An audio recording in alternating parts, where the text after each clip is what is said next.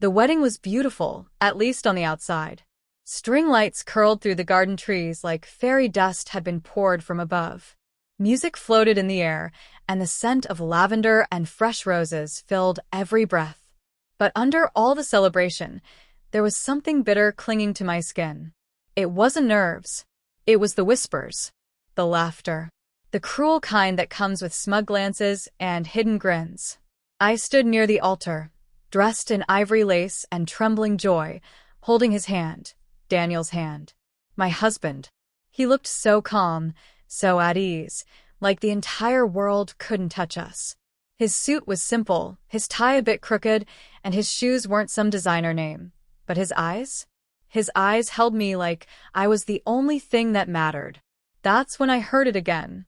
"She's throwing her life away," my father said, loud enough for the third row to hear. "Marrying a guy who probably can't even pay for his own tux." My mother laughed with a tightness in her throat. We told her.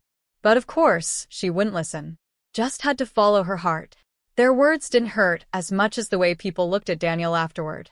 Some with pity, others with mockery, and some just turned away, like the whole thing was a sad story unfolding in real time. Daniel squeezed my hand, whispering low, "Don't let them ruin this. This day, it's ours, not theirs." I smiled at him, genuinely, warmly, and nodded. I wouldn't let them win. But my smile shattered when my uncle leaned over to someone and chuckled, "Can't wait to see how long this one lasts." The music swelled. I walked down the aisle with Daniel beside me, every step layered in a mix of shame and pride. I didn't regret choosing him, but I regretted inviting most of the people here. At the reception, things only got worse. My cousin Michelle actually clinked her glass, stood up, and made a joke toast. "To Natalie," she said, raising her champagne flute, "for choosing love over logic. For choosing whatever this is over a secure future." She giggled. Bold move. I felt my chest tighten. Daniel looked down at his plate and said nothing. I wanted to speak, to say something, to defend him, to scream. But I didn't. Not yet. Instead, I whispered, "Excuse me," stood up and walked outside. I needed air before I broke in front of everyone. The cool wind slapped my face the moment I stepped out. I stood near the hedge, trying not to cry. My wedding day, and they were treating it like a mistake they were all forced to watch. That's when I heard the blades. A soft, growing rhythm in the air, like a heart thumping in the sky. And then I saw it. A sleek, jet-black helicopter gliding through the clouds, moving closer. People started pointing, murmuring. The music stopped. Even Michelle's annoying laugh died in her throat. The helicopter circled once, then gently lowered onto the large open lawn behind the garden. Everyone stood frozen. My dad whispered, "What the hell?" The door of the chopper opened, and out stepped a man in a clean black uniform, Daniel's assistant, Malik. He walked with purpose, holding a small velvet box in one hand and a tablet in the other. His voice was calm, but it carried through the stunned silence. "Mr. Daniel Rowan," Malik announced, approaching us slowly. "The board meeting is ready. They're waiting for your confirmation." Daniel stood, brushing imaginary lint off his jacket like it was nothing. And then he turned to me, kissed my cheek, and said, "I'll only be gone for 20 minutes. They're voting on the final merger." Everyone looked at him like they'd seen a ghost. "Merger?" My dad blurted. Daniel nodded, calm as ever. "Yeah. The acquisition of Altair Global. It closes today. Sorry for the interruption." He turned to his assistant. "Hold them for 5 more minutes. I need to finish dessert with my wife." My mom dropped her fork. My cousin sat down slowly, blinking at him. And me? I just smiled. Because finally, they saw what I had always known. He wasn't who they thought. And the best part? He had never needed to prove it. He just was. The silence that followed was unlike anything I'd ever felt before. You could hear the clink of a spoon dropping on fine china from across the garden. Eyes darted from Daniel to Malik to the helicopter, and then back to me. I stood in my gown, the breeze catching the veil behind me, and for the first time that day, I didn't feel small. I didn't feel pitted. I felt seen. Daniel sat down like nothing had happened, pulled the chair next to him closer, and invited me to sit. I did, the corners of my mouth tugging at a knowing smile I no longer had to hide. "Altair Global," my uncle stammered. "That Altair?" Daniel nodded casually, sipping his water. "Yeah." One of the few renewable energy giants still privately held. But not for long. My father leaned forward, red creeping into his cheeks. "You mean you work for them?" Daniel's eyes never flinched. "I own controlling shares. I bought out the founder's private stake earlier this year. The board is finalizing a public-private merger. I'll retain executive control." You could practically hear jaws hit the table. Michelle's champagne flute slipped slightly in her hand. "Wait, what? But you said you were in consulting." "I am," Daniel said. "Private wealth, strategic transitions, legacy investing." "It's niche." My mother blinked, her lipstick slightly smudged, still holding the spoon midair. "So you're not broke?" Daniel chuckled gently. Not smugly. Just softly, like the answer should have been obvious all along. "No, ma'am." Not even close. Then he turned to me, only me, and said, "I just didn't think anyone's net worth should matter more than their worth to you." I swallowed hard. There it was again. That quiet, steady way he had of reminding me what love actually looked like. Not flashy, not loud, but true. The waiter came by with cake. No one touched theirs. My dad suddenly stood. "Why didn't you tell us?" Daniel's voice didn't rise. "Because Natalie asked me not to. She didn't want anyone thinking this wedding was about anything but love." Everyone turned to look at me. I felt the weight of their gazes, the stunned curiosity, the shame slowly creeping onto their own faces. "I wanted to marry a man who treated me with respect," I said, voice steady. "Not someone who flaunted wealth to win approval." Daniel reached for my hand. I didn't hesitate this time. My cousin Michelle, still blinking like she'd just awakened from a strange dream, stammered, "So, you're, like, rich? Daniel smiled. "We don't really talk like that in my business circles. But yes, you could say that." Someone behind us finally dared to whisper, "That's her husband?" And another, "I thought he drove a beat-up Camry?" "He did." That was the beauty of it. Daniel chose simplicity. He wore no branded suits, avoided the spotlight, never bragged. Not because he was hiding, but because he didn't need validation.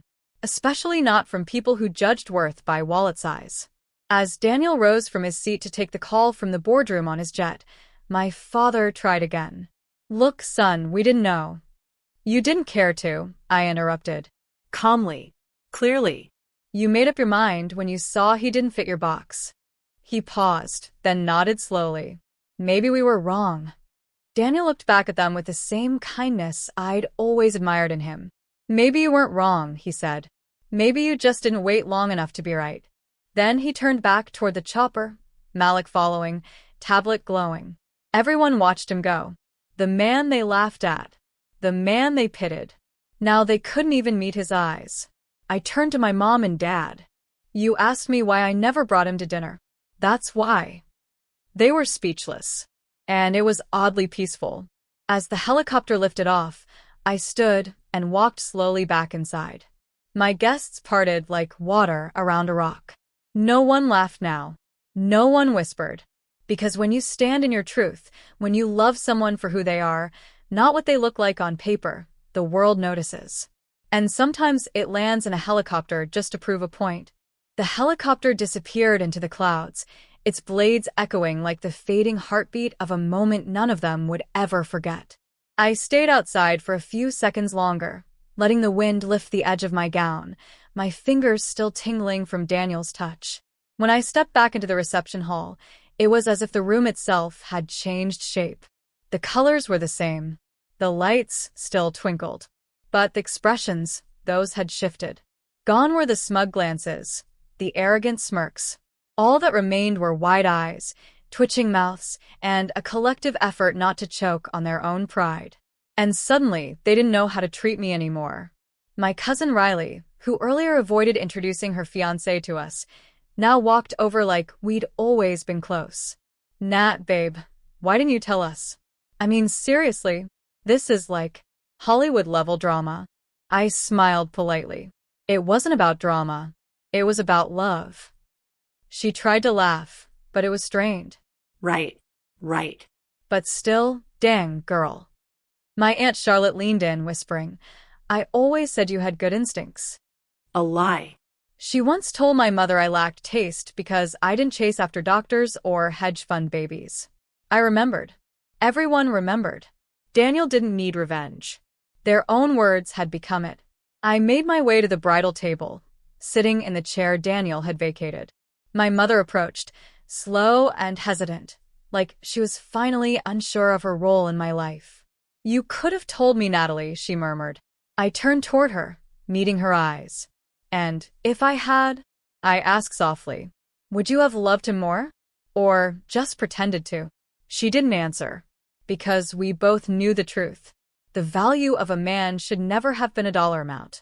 But to them, it always was. Until now. He's kind, I continued. He brings me tea when I'm sick. He listens to me ramble when I can't sleep. He takes care of his employees like their family.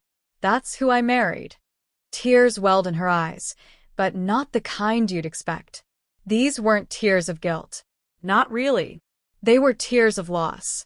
Because in that moment, she realized she had judged a treasure and found herself lacking.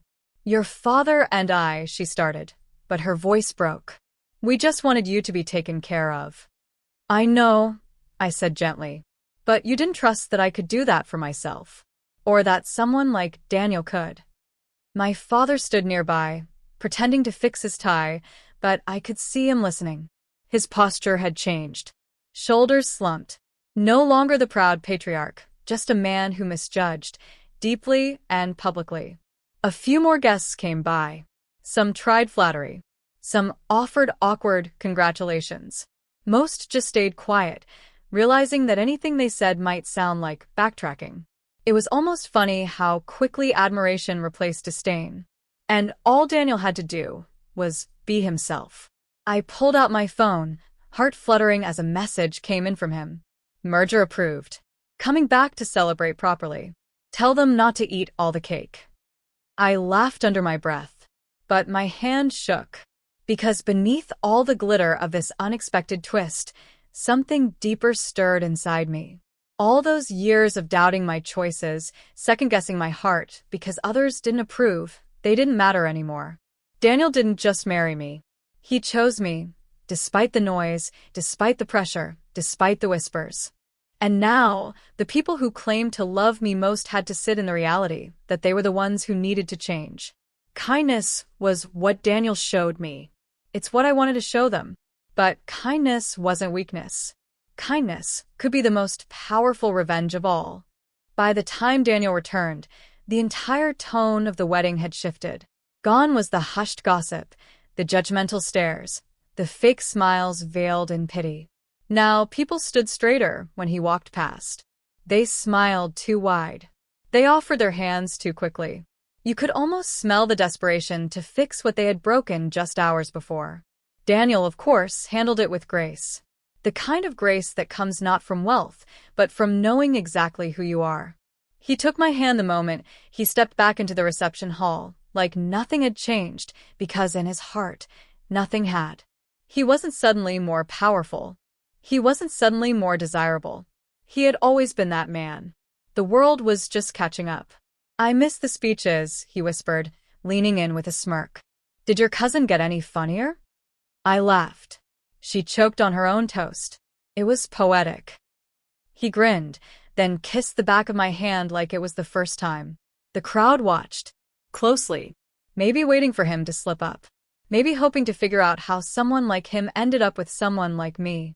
But they missed the real story. We didn't marry to prove anything. We married because we already had. As the servers brought out slices of the triple layer cake, my father finally made his move. He approached the table with deliberate steps, clearing his throat like a man about to give a TED Talk. But what came out was softer, almost uncertain. I owe you both an apology. My fork paused midair. Daniel looked up, expression unreadable. My dad continued, I judged you before I knew you. I let assumptions cloud my heart, and he glanced at me, eyes heavier than I'd seen in years. I hurt my daughter in the process. I blinked. That part. I wasn't expecting. I was wrong, he finished. Daniel didn't rush to forgive. He let the moment settle. Then he nodded once and said, "Thank you." Not dramatic. Not condescending. Just sincere. "I hope," my dad added, "that maybe we can start over." I didn't say anything right away. There was so much I wanted to release, the pain, the anger, the years of trying to make them proud. But I looked at Daniel. At the way he was choosing peace over ego, kindness over triumph. And I realized we didn't need a dramatic confrontation. We needed healing. "I'm open to it," I said, finally. "But it has to be real this time." My father nodded, and for the first time, I believed him. Later that night, when most of the guests had gone home and the fairy lights blinked like lazy stars above us, Daniel and I slow danced alone in the garden. His hand rested on my waist, my head tucked against his chest. It was quiet, no music, no audience. Just us. "You okay?" he asked. I nodded. "They saw who you are today," I whispered. He held me a little tighter. "All that matters is you always did." I pulled back to look at him. "Thank you. For everything. For letting them figure it out on their own." He smiled, brushing hair from my face. "They needed to learn the hard way. And you deserved to see them learn." We stood like that for a long time, swaying, breathing, healing. And in that moment, under the soft hum of distant laughter and rustling leaves, I realized something. My wedding wasn't just about marrying the love of my life. It was about shedding the weight of everyone else's expectations. It was about choosing my path, even when no one else could see it. It was about love. And that love, it landed in a helicopter. 2 weeks later, we sat on the balcony of our new home, barefoot, sipping coffee with the city's skyline glittering in the distance.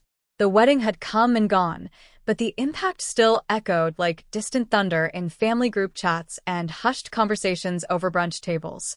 They didn't talk about the flowers or the venue. They talked about him. The man they thought was a loser. The man who made them all pause, reflect, and question the way they measured worth. And me? They talked about me too, but differently now. They said things like she always had good intuition, or she was smart to keep it quiet. The tone had changed. But I didn't let their newfound respect define me, because I had already learned the most important lesson. Validation that comes late isn't validation at all. It's just people catching up. Daniel was in the kitchen making pancakes. Yes, the Daniel Rowan, multi-millionaire, boardroom slayer, helicopter rider, now wearing pajama pants with little foxes on them, humming while flipping flapjacks.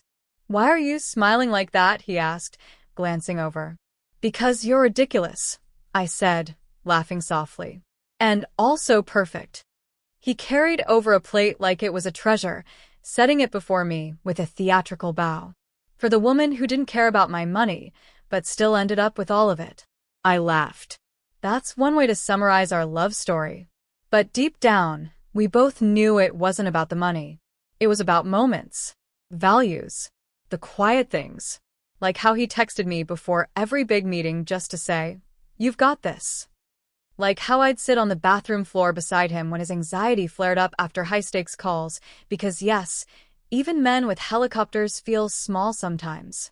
Like how we promised each other, during one midnight walk long before the wedding, no matter how loud the world gets, we'll listen to each other first. That was the vow that mattered most. The public now saw Daniel differently. He was profiled in business magazines, invited to podcasts. One reporter called me the wife who stayed silent through the storm. Another tried to romanticize the whole thing, saying it was a real-life Cinderella story. But I wasn't rescued. I chose. And so did he. Months later, at a quiet family dinner, just us, my parents, and Daniel, my father poured him a glass of wine and said with careful gratitude, "You turned out to be the man we didn't know we needed." Daniel simply replied, "I was always that man. You just didn't know how to see him." And my mother, eyes glassy, placed her hand on mine and whispered, "Thank you for not giving up on us, even when we didn't deserve it." It didn't erase the past, but it softened it. That night, I found a letter tucked in my purse. It was from Daniel. He had written it the night before our wedding but never gave it to me, until now. It said, "If they laugh, let them. If they doubt me, let them. If they walk away from you because of me, I'll build a world so safe, so real, that you'll never need to look back. Not because they don't matter, but because you finally know you do." I cried, not because I was sad, but because this man, this so-called loser, had rewritten everything I thought I knew about strength. It didn't live in revenge. It lived in quiet integrity. It didn't roar in the face of cruelty. It endured, then rose. So, if you ever find yourself standing in a room where no one believes in the person beside you, don't shout. Don't fight to convince them. Just hold their hand tighter. Because sometimes love's loudest answer comes in the form of a helicopter landing on a lawn full of doubters.